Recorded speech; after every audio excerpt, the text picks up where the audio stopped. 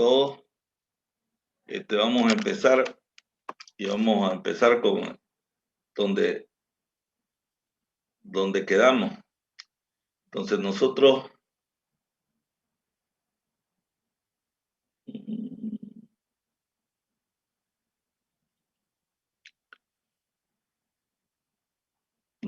quedamos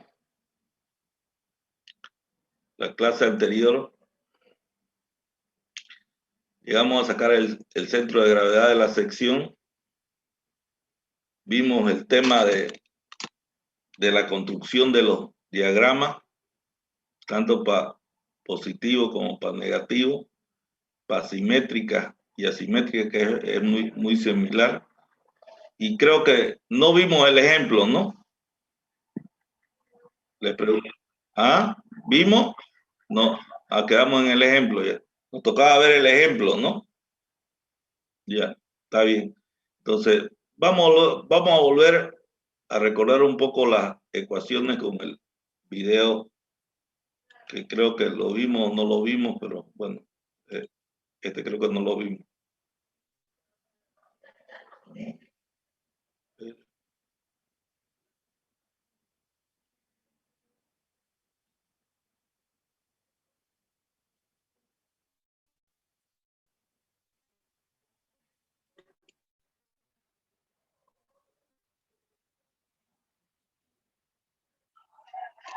En esta viga trazaremos una cuadrícula para observar su deformación por efecto de las cargas que en ella se aplican.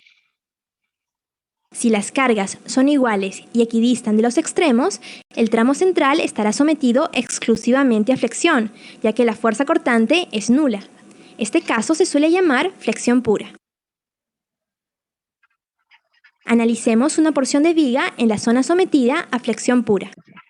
Como se puede apreciar, el segmento A de la superficie superior ha sufrido un acortamiento, al igual que todos los segmentos de la franja resaltada. En cambio, el segmento B de la superficie inferior se ha alargado como todos los segmentos de la franja correspondiente. A diferencia de los dos segmentos anteriores, el segmento C, que se está resaltando, no ha sufrido deformación alguna, como tampoco ninguno de los segmentos de la franja que le corresponde. El conjunto de franjas que no se acortan ni se alargan constituyen una superficie que se denomina superficie neutra.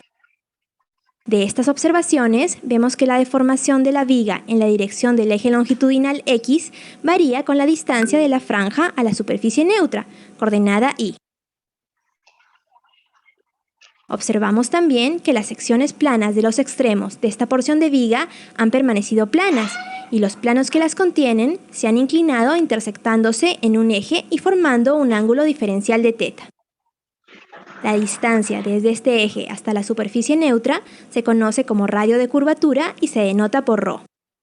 Si la posición de una superficie genérica se define por su distancia a la superficie neutra, coordenada Y, tal como se demuestra en la ventana de texto, la deformación unitaria εx se expresa por, es decir, εx varía linealmente con la distancia medida a la superficie neutra. La intersección de la superficie neutra con la sección transversal es una línea que se denomina eje neutro. A todo segmento paralelo al eje neutro se le conoce como una fibra de la sección transversal. Una fibra ubicada a una distancia y del eje neutro tiene la misma deformación longitudinal εx que la superficie que la contiene, y por tanto se calcula con la expresión antes mostrada.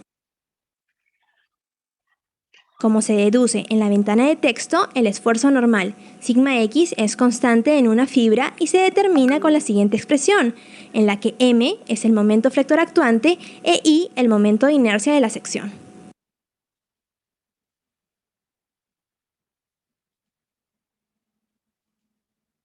Bueno, la idea era recordar un poco la fórmula, ¿no? Las ecuaciones. Vamos a ver un ejercicio sencillo. Entonces, tenemos una viga simplemente apoyada con voladizo derecho que tiene una carga de 2000 kilogramos y nos piden determinar el diagrama de tensiones de flexión diagrama de tensión de flexión. Está Max, está no. Por lo demás. Bueno, en la sección de máxima solicitación, hemos dado la sección más sencilla, que es una sección rectangular, ¿no? Hemos dado la sección más sencilla, que es una sección rectangular. Entonces, lo que tenemos que hacer para solucionar esta viga y calcular en qué sección está ubicada y qué sección vamos a hacer el diagrama, tenemos que ocupar esta fórmula. Entonces, esta fórmula nos dice que la tensión en la sección de máxima solicitación es donde se produce el momento máximo. C es la fibra más alejada de la línea neutra. Y línea neutra es la línea neutra de una sección rectangular. Entonces, todo esto ya lo conocemos y ya lo hemos visto. Hemos aprendido a diagramar los momentos, hemos aprendido a sacar baricentro y hemos aprendido a sacar inercia. ¿Ya? Entonces, es lo que hacemos. Entonces, para calcular el momento, lo que tenemos primero que calcular es el equilibrio externo. Para calcular el equilibrio externo, tomo momento en A y voy a obtener RB, ¿no? Momento en A va a ser a Q por su longitud, que es 4, por su distancia, que es 2, ¿no? Menos RB por 3, ¿no? Despejando voy a tener RB. Llevo sumatoria de verticales, voy a obtener RA.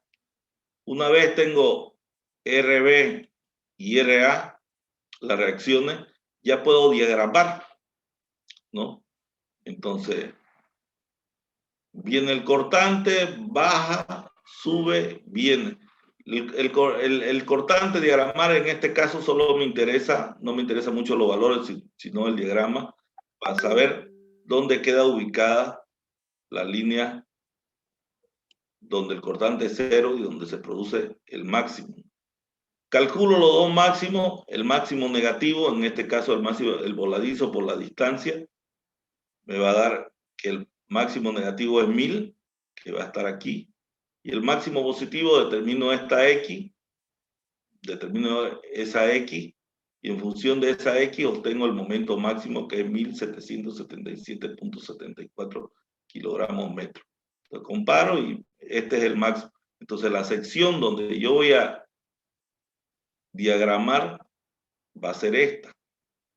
Aquí esta va a ser la sección donde voy a diagramar, donde se produce mi momento máximo. Esa sección.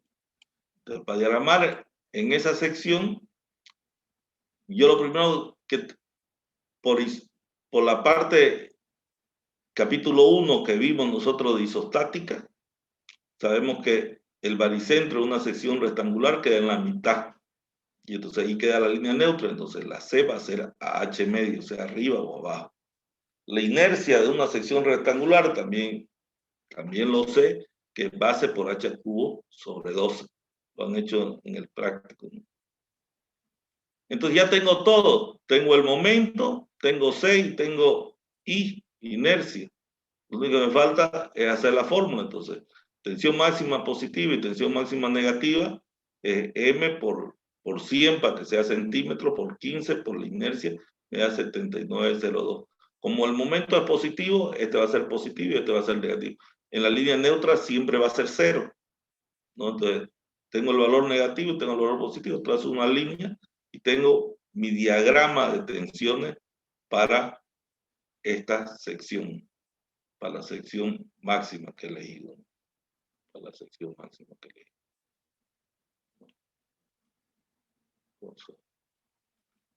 Diagrama es para la sección máxima solicitada, para esta sección.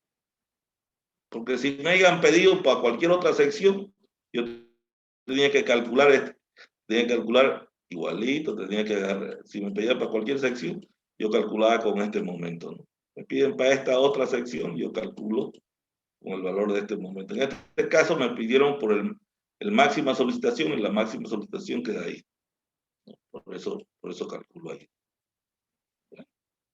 Para que vean que es bien sencillo, lo más complicado es la parte estática, que tienen que Por eso es mi importancia de darle la primera parte estática, porque acá, sí, sin estática no hacen nada sin estática. ¿No? Entonces, para que sepamos estática, tenemos que saber estática para poder desarrollar el tema. Bueno, vamos a continuar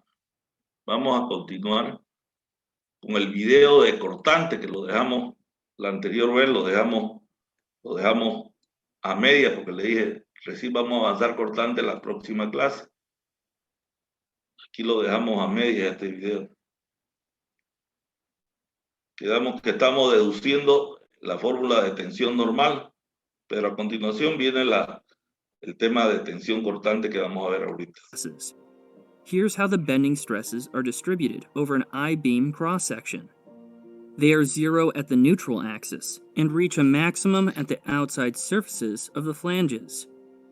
For a T-section, the neutral axis is shifted upwards, and so the bending stress distribution looks like this. So we've established how to calculate the bending stresses, which are normal stresses, for a case of pure bending. Most of the time, we won't have pure bending, as there will also be a shear force acting on the beam cross-section, like the beam we saw at the start of the video. It turns out that the presence of a shear force doesn't normally significantly affect the bending stresses, and so, luckily, we can consider the flexure formula we derived earlier for pure bending to be valid for a more general case of bending. The shear force V is the resultant of shear stresses, which act vertically, parallel to the cross-section. We denote the shear stresses using the Greek letter tau. To maintain equilibrium, these vertical shear stresses have complementary horizontal shear stresses, which act between horizontal layers of the beam. One way to visualize these horizontal stresses is to consider a beam made up of several planks of wood. When a load is applied, there is a tendency for the planks to slide relative to one another. Now let's glue the planks together.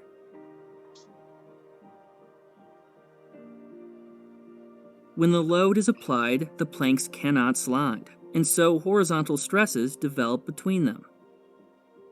If these shear stresses are larger than the shear strength of the glue bond, the glue will fail. These horizontal shear stresses don't exist if we apply a moment instead of a force, because that gives us a state of pure bending, and so there is no tendency for the planks to slide relative to one another. The presence of these horizontal shear stresses explains why wooden beams sometimes fail by splitting longitudinally. This failure usually occurs close to the neutral axis, for reasons which will soon be obvious. So how can we calculate the shear stresses? We can calculate the average shear stress acting on the cross-section as the shear force V divided by the cross-sectional area. But the shear stresses aren't distributed uniformly across the beam cross-section. The shear stress has to be zero at the free surfaces, at the top and bottom of the beam. So the average shear stress isn't very useful, since it doesn't tell us the maximum shear stress. Instead, we can use this equation to calculate the shear stresses acting on the cross-section. I won't cover the derivation of the equation here, but it's based on considering equilibrium of stresses acting on a small element within the beam. The equation assumes that the shear stress is constant across the width b of the cross-section, so tau is a function of the distance along the beam, x, and the distance above the neutral axis, y. V is the shear force acting on the cross-section, which varies with the distance along the beam. B is the width of the cross-section. It can vary with the distance y from the neutral axis, but in this case, the cross-section is rectangular, so B is constant. I is the area moment of inertia, which is a constant value calculated based on the shape of the cross-section.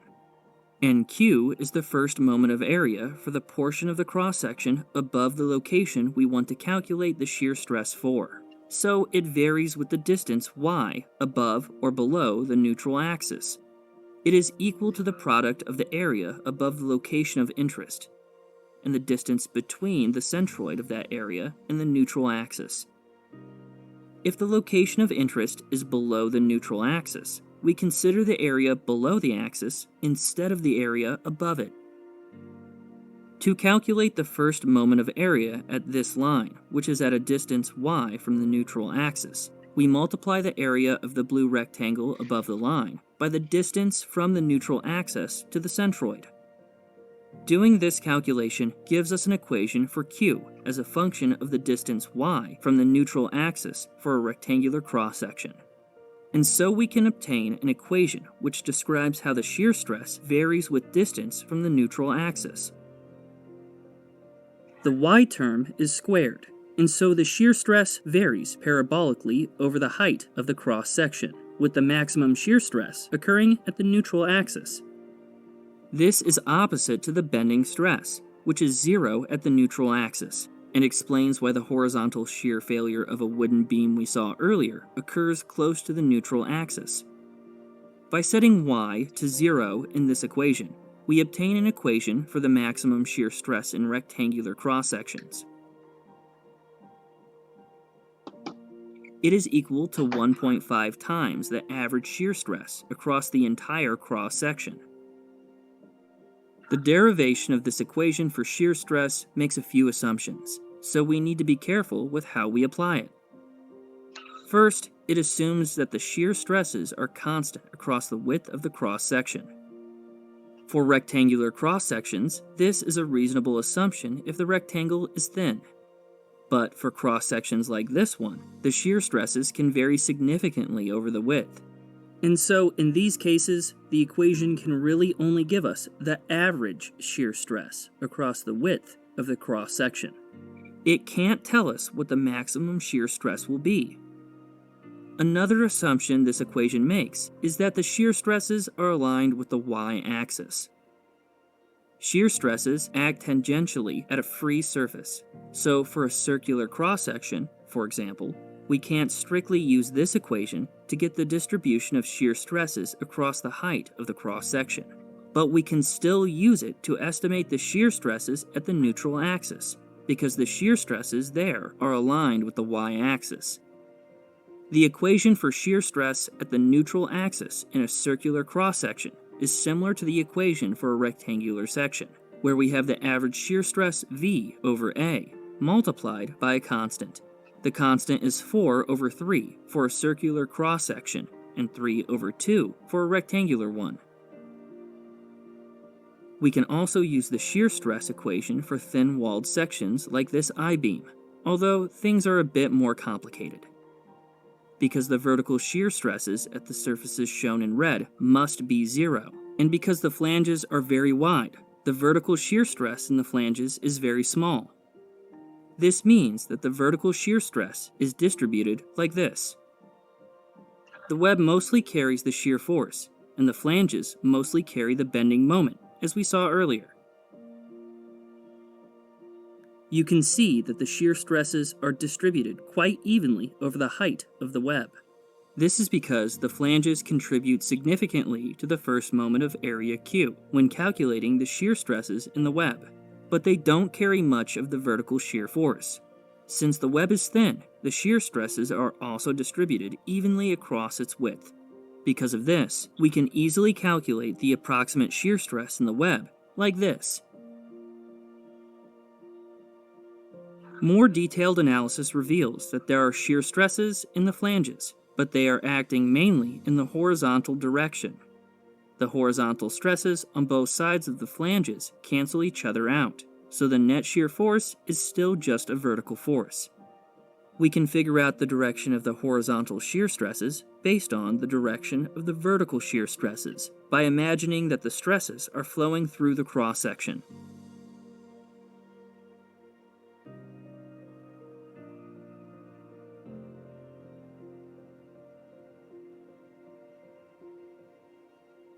That's it for this review of bending and shear stresses in beams. If you enjoyed the video and would like to see more content like this, please consider supporting the channel on Patreon. Thanks for watching.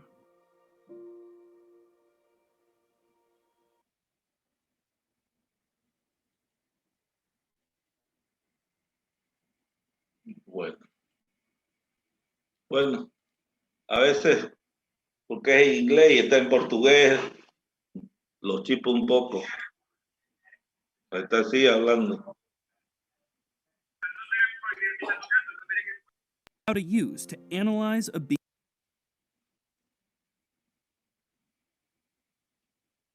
Bueno, como es en portugués, en inglés, y traducido a portugués, y nosotros hablamos apenas castellano, a veces nos chipamos, pero es bien ilustrativo. El tema es que vamos a ver las tensiones cortantes. ¿Y qué vamos a ver de las tensiones cortantes? No, miremos acá.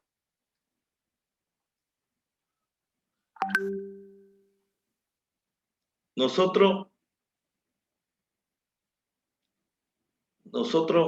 vamos a partir, nosotros partimos cuando calculamos la ecuación inicial de flexión. Para la demostración de flexión, partimos de un sistema en equilibrio, en otras palabras. Nosotros teníamos este elemento que dijimos que solo tenía flexión pura y solo se producían momentos flectores y los cortantes era cero. Cuando yo discretizaba este elemento diferencial, aquí venía M y aquí venía M. Si hago sumatoria de momentos, este sistema está en equilibrio. Entonces, si yo corto acá o supongo que hay un montón de libros acá, esto no se va a mover. Pero, ¿qué sucede ahora? Yo estoy suponiendo que esto está en equilibrio, pero ¿qué sucede ahora?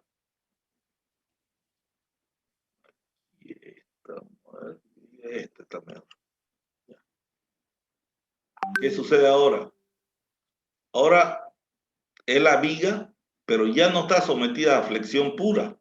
Porque no toda nuestra viga va a estar sometida a flexión pura. La mayoría de vigas no está sometida a flexión pura, está sometida a cualquier carga. Entonces, aparecen momentos flectores.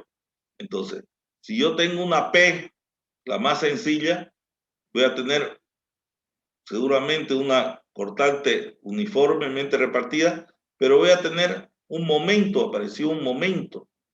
Y si yo analizo este elemento diferencial, en esta parte hay M y en esta hay M más DM. Aquí hay M y aquí hay M más DM. Lo que quiere decir que yo si hago equilibrio, y este es B y este es B, si hago equilibrio, no lo logro. Quiere decir que si este es mayor que esto, en esta sección que estamos suponiendo que es como cortada al libro, va a agarrar y va a tratar de sacarlo, ¿no? Va a tratar de sacarlo. Entonces, hay un desequilibrio aparente. Antes yo tenía un equilibrio porque M era igual a M. Entonces, si yo tengo este desequilibrio aparente, alguien tiene que aguantarlo, alguien tiene que resistirlo, porque si no, cada vez que hago una viga debería salir un pedazo, ¿no? Entonces, el único que nos equilibra esta es la fricción que hay entre este y esta cara. Cuanto más fricción haya, seguramente que este elemento no se va a mover. Entonces, esa es la tensión cortante horizontal que aparece en cualquier sección que estudie. Entonces, este M me produce estas tensiones. Este M más M me va a producir tensión más DM. ¿De acuerdo? Entonces, esta tensión me va a producir una fuerza y esta tensión me va a producir otra fuerza. Y la fricción acá tiene que producirme otra fuerza. Entonces, voy a tener un H1 que está en función de la tensión.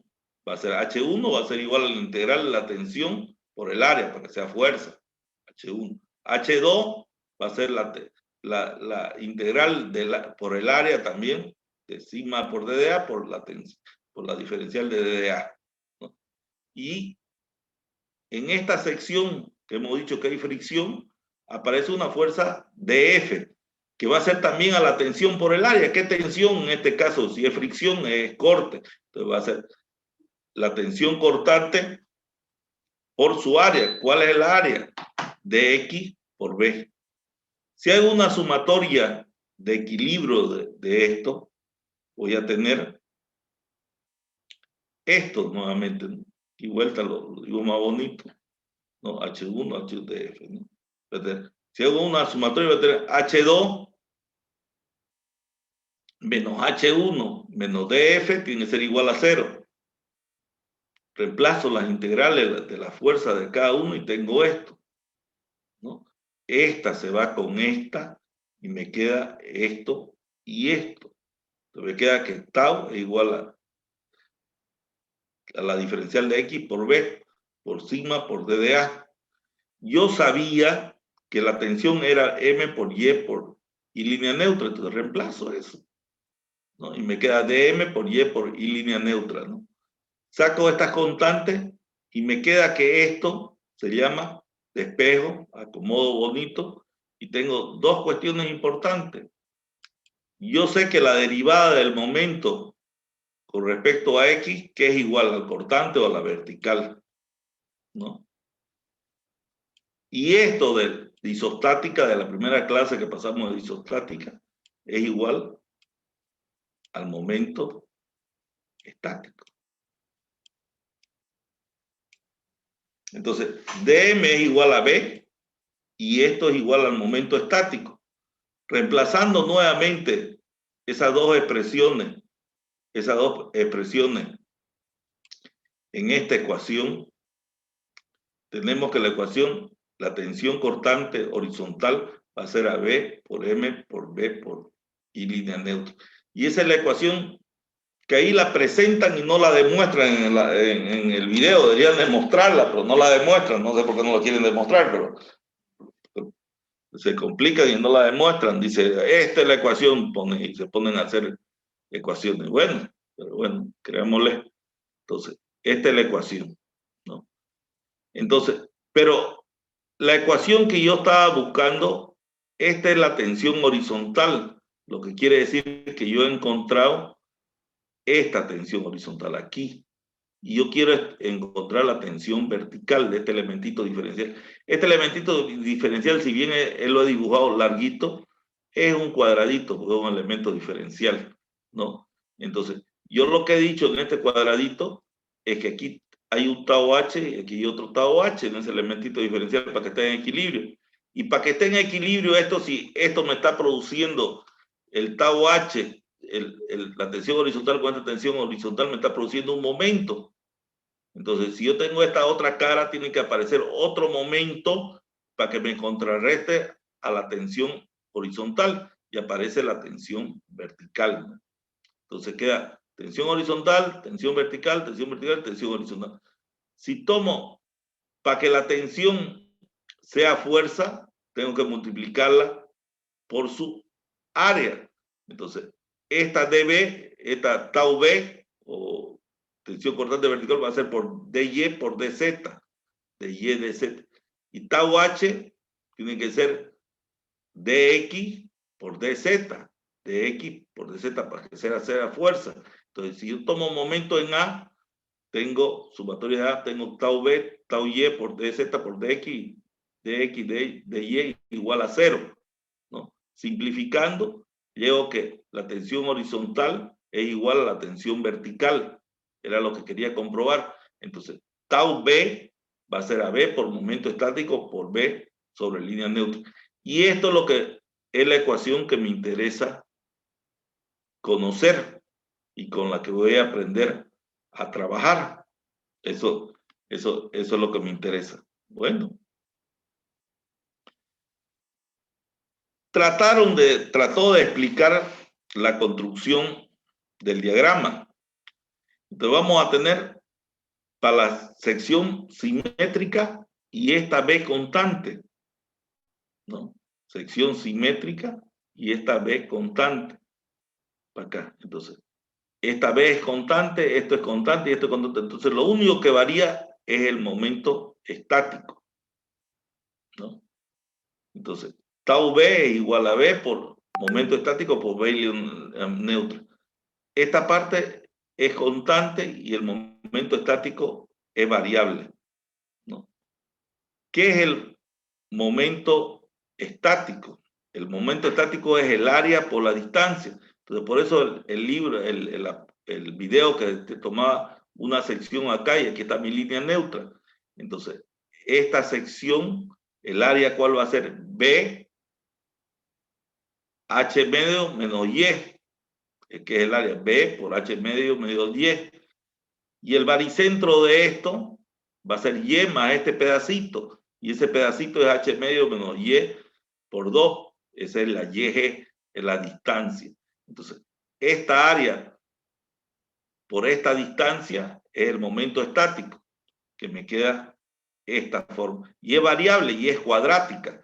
Al ser cuadrática quiere decir que ya no es una recta, sino es una curva. Entonces, cuando YH sea H medio, entonces esta va a ser 0. Cuando Y sea igual a 0, va a ser máxima. Entonces, va a quedar 3 medios de B por A reemplazándonos, porque yo sé que la inercia es base por H al cubo sobre 12. Y esta es la ecuación que me gobierna las tensiones para secciones rectangulares, ¿no? Tensión de corte máxima para secciones rectangulares, ¿no?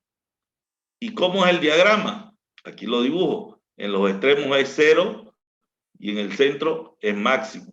Entonces, como ya es de segundo grado, se forma como una parábola de segundo grado. Cuando el cortante es positivo, va a ser positivo, y cuando el cortante es negativo, va a ser negativo, que aquí no sé dónde sigue el signo. Pero bueno, pero ahí está.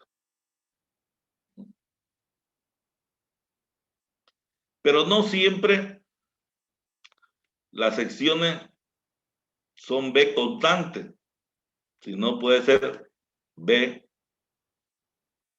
variable. Entonces vamos a tener secciones simétricas con B variable.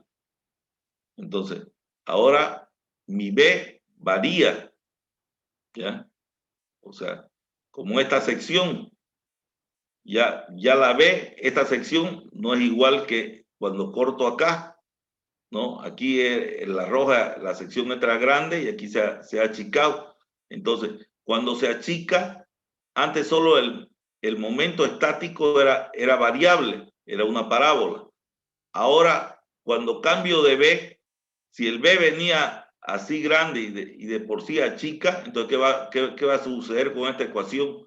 En esta ecuación va a saltar, porque el área que está resistiendo el cortante es menor que esta área, porque ya es este pedacito de acá, por eso es que salta. Después continúa el diagrama hasta la línea neutra, y a partir de la línea neutra ya puedo hacer del otro lado, puedo ir restándole y vuelve a ser la misma forma porque es simétrica, ¿no? Igualmente acá, ahora tenía una B chica y viene una B grande. Entonces, al ser más grande esta tau, B se va a achicar, por eso es el salto acá. Y sigue la forma que tenía, pero aquí se achica porque la B crece. Entonces el cortante se hace más chico. Y después decrece, después sigue creciendo hasta la línea neutra, y ahí vuelta, por ser simétrico, es igual acá que el otro, ¿no?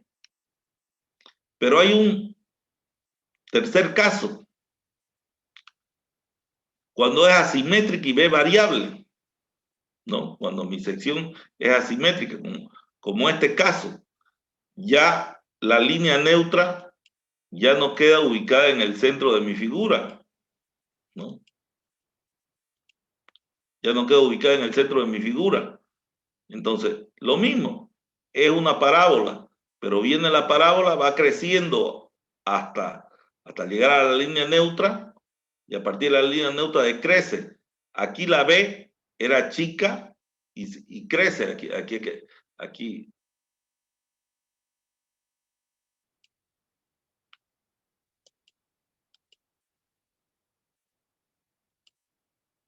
Aquí tenía esta B, y de un rato a otro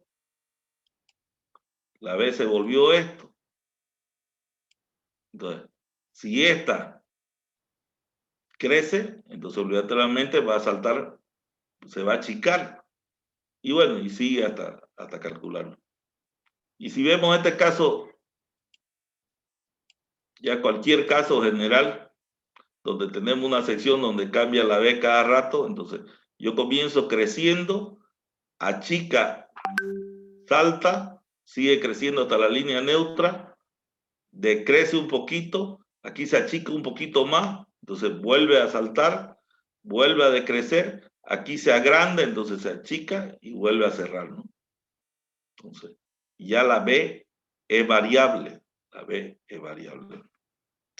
Bueno, pero esto es teórico de las formas que tenemos que saber para poder diagramar, es importante. Pero si vemos un ejemplo, el mismo ejemplo, pero como es cortante, he tratado que ya no sea un solo rectángulo, sino que sea una sección hueca, en otra palabra, no rectangular hueca, ¿no? Para que haya variación de la tensión cortante. Y nos piden determinar la tensión corte máximo y el diagrama en la sección de máxima solicitación. Entonces, ¿dónde va a ser la máxima solicitación del corte? No, va a ser donde el corte sea máximo, donde B sea máximo. Y línea neutra y B sabemos calcular para cada sección y tenemos que calcular el momento estático, ¿no? Vuelta, yo tengo que calcular B máxima, ¿no?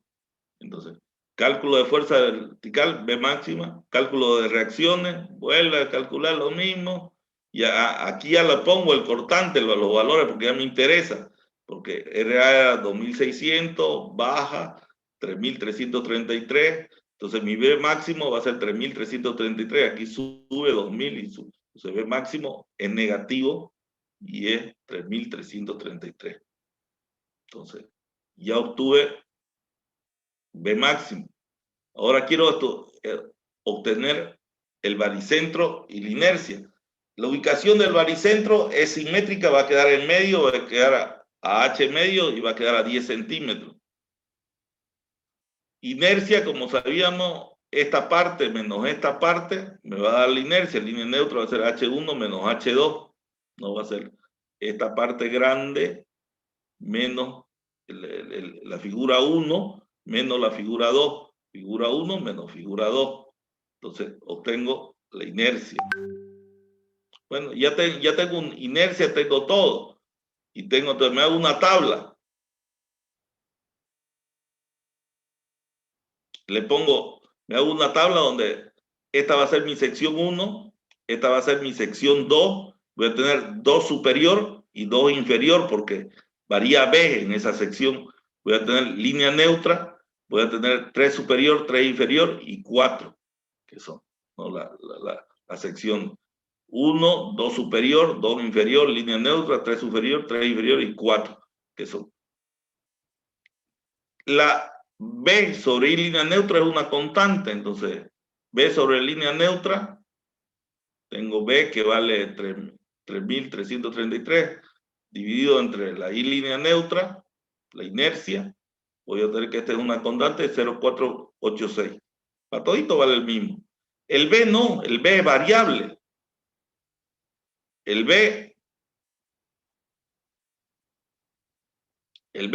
primer B, el B1 va a ser 12.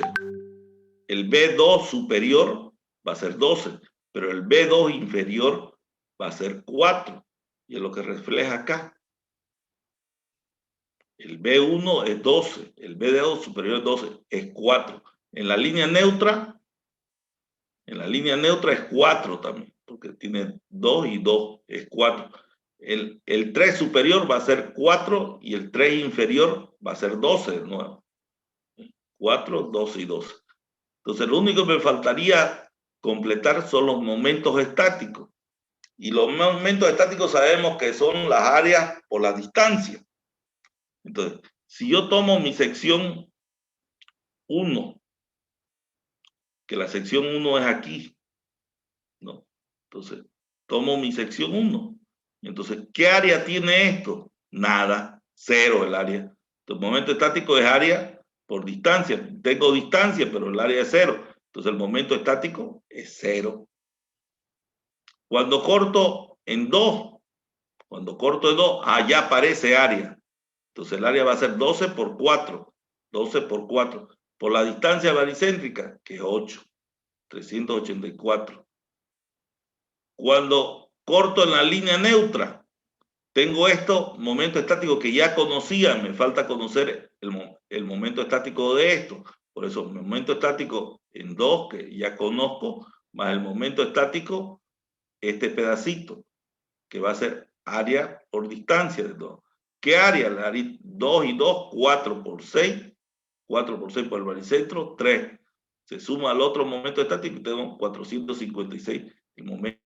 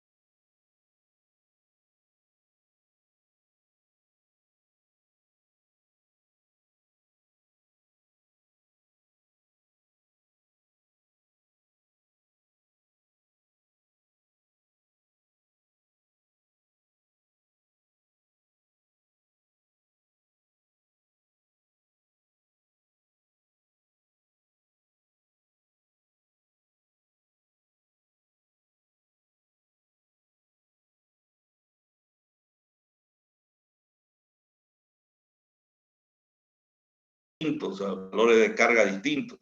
En el examen que hicimos creo que había 9 grupos, 8 grupos, no me acuerdo cuántos grupos, pero bueno, pero la idea que es que como es individual, ya no va a haber, cada uno va a tener sus propias cargas, ¿no? Sus propias cargas, ¿no? Y esperemos pues que lo den mejor que el examen. Al final en el examen no hubo nadie que lo haga bien, ¿no?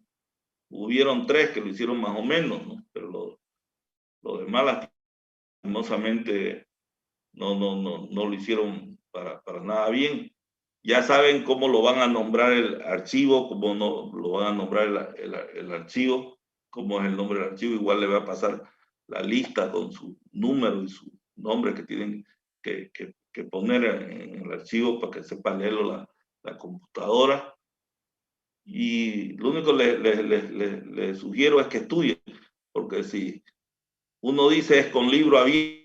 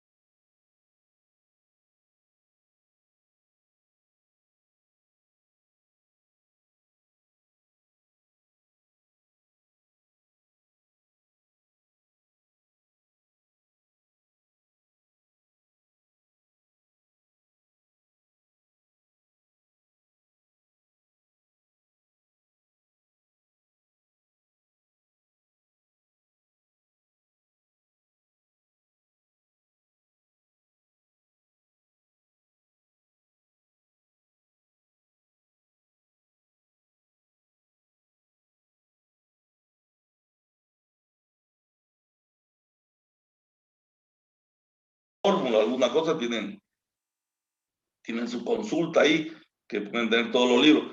Y prepárense las cosas para dar examen. O sea, no comienzan a buscar el escáner, no comienzan a buscar el PDF, no comienzan a buscar todas esas cosas que lleva para dar el examen ese rato, sino ya tenganlo preparado. O sea, eso es lo que tienen que hacer, o sea, tienen que tenerlo preparado ya para dar el examen. Si yo voy a cavar un pozo, no voy a ir a cavar con la mano, me voy a llevar una pala igual. Entonces, si van a hacer un examen de este tipo que es virtual, entonces tienen que tener las herramientas necesarias para poder darlo y para poderlo dar exitosamente. Que no sea por la tecnología que se aplacen, sino que se aplacen porque no saben.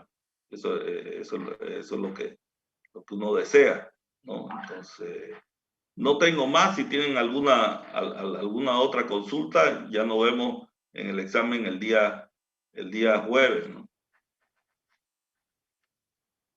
No sé, ¿alguien quiere consultar algo? Está todo claro, ingeniero. ¿Ah? ¿Qué decir? Está todo claro, ingeniero. ¿Está todo claro? Bueno, si está todo claro. Ingeniero, ¿cuánto tiempo va a durar el examen? Ya lo veré el tiempo. Van a hacer 2 preguntas. Primero, la primera pregunta, yo se las paso. La primera, terminamos. Tiene un tiempo que se lo voy a dar ese rato, porque tengo que medir el tiempo, cuánto tiempo tardo en hacerlo yo, para más o menos saber cuánto tiempo tienen que tardar ustedes, ¿no? Haciéndolo normal, sabiéndolo el tema, ¿no? Entonces, yo voy a controlar más o menos los tiempos. Seguramente va a ser 40 minutos, como el otro día, 45 minutos por pregunta, pues no necesita más. Entonces, vamos a hacer la primera pregunta, seguro 45 minutos, y después la segunda pregunta. Tienen 45 minutos para entregar. Después, termina esos 45 minutos, lo que no entregaron, ya mi computadora no lo recibe. Entonces, ya ni me interesa. Lo recibe, pero no lo lleva al archivo, que no lo manda al archivo porque llegaron después de la hora, ¿no? Entonces, es igual que no hayan dado examen, ¿no? Y de ese rato yo le voy a pasar la segunda pregunta. Y empiezan a hacer la segunda pregunta. ¿Por qué no se la doy las 2 preguntas juntos? Porque si no, es muy fácil pasárselo por internet o cualquier cosa. Entonces, es mejor que cada uno haga su pregunta, ¿no? Entonces, por eso, primero una pregunta y después la segunda pregunta, ¿no? Es así. Bueno, otra cosa. Bueno, si no hay más, cualquier consulta, estamos para eso, ¿no? Yo cualquier consulta, por si acaso, ese día voy a estar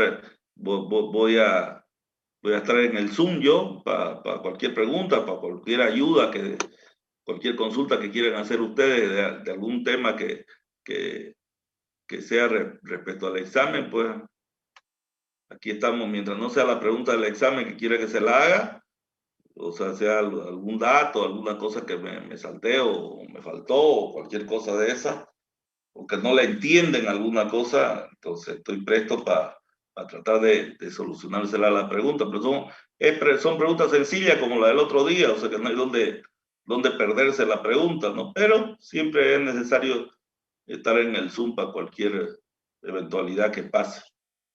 Bueno, no es más, y nos vemos el jueves. Gracias. Hasta luego. Hasta luego, ingeniero. Gracias, ingeniero. Hasta luego.